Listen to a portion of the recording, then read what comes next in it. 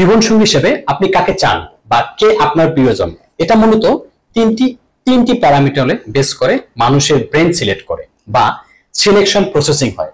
Number 1 হচ্ছে শারীরিক সৌন্দর্য বা শরীর। নাম্বার 2 হচ্ছে যোগ্যতা, এক্স্যাক্টলি ক্যালিবার। নাম্বার 3 হচ্ছে মিউচুয়াল রেসপেক্ট বা মনের মিল বা আন্ডারস্ট্যান্ডিং। শারীরিক যোগ্যতাটাকে প্রথম বলার কারণ কি জানেন? এটা সবচাইতে গুরুত্বপূর্ণ, আকর্ষণীয়।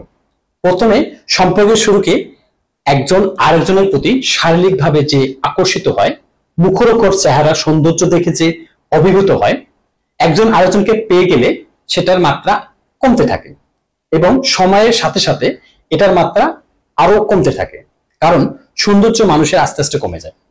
অর্থাৎ সব থেকে আকর্ষণীয় হলে খুব বেশি দিন এটা লাস্টিং করে না। নাম্বার 2 হচ্ছে আপনার যোগ্যতা, আপনার ক্যালিবার। আপনার এই যোগ্যতা, আপনি কি করতে পারেন, আপনি কি করতে পারেন, আপনার সোসাইটিতে কি অবস্থান, আপনি সোসাইটিতে কি পারফরমেন্স করতেছেন, আপনার সোসাইটিতে অবস্থানটা কোথায়, এই সবকিছু মিলেই আপনার যোগ্যতা। ধরে নিন আপনি মাসে কত টাকা ইনকাম করেন, পুরুষ হিসাবে এটাও আপনার যোগ্যতা। আপনি ভালো রান্না করতে পারেন কিনা, নারী হিসাবে এটা আপনার যোগ্যতা। এই যোগ্যতা খুবই গুরুত্বপূর্ণ।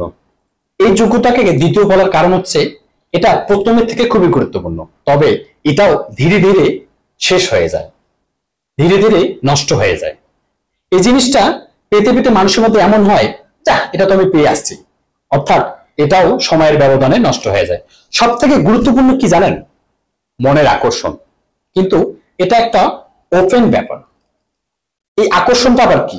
এটা হচ্ছে মেইন একটা হচ্ছে মিউচুয়াল রেসপেক্ট, আন্ডারস্ট্যান্ডিং। আপনি মনে করেন যে আপনি একজনকে খুবই সহানুভূতিশীল দেখাবেন, সব থেকে আগে তার প্রতি আপনার আন্ডারস্ট্যান্ডিংটা ঠিক রাখতে হবে। আপনার জীবন সঙ্গী কাটলে আপনি তার সঙ্গে কাটবেন কিনা, আপনি হাসলে আপনার জীবন সঙ্গী আপনার সঙ্গে হাসবে কিনা, এটা পুরোপুরি একটা আন্ডারস্ট্যান্ডিং এর ব্যাপার। আর এই জিনিসটা আপনার বয়স যদি 80 বছরও হয়, 100 বছর হয়, তারপরেও থাকবে। তার মানে কি দাঁড়াইলো?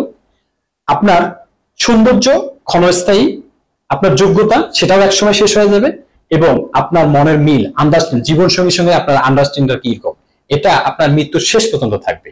তাই জীবন সঙ্গী নির্বাচনের ক্ষেত্রে সব থেকে বেশি গুরুত্ব দেওয়া উচিত আমাদের এটাই। ধন্যবাদ।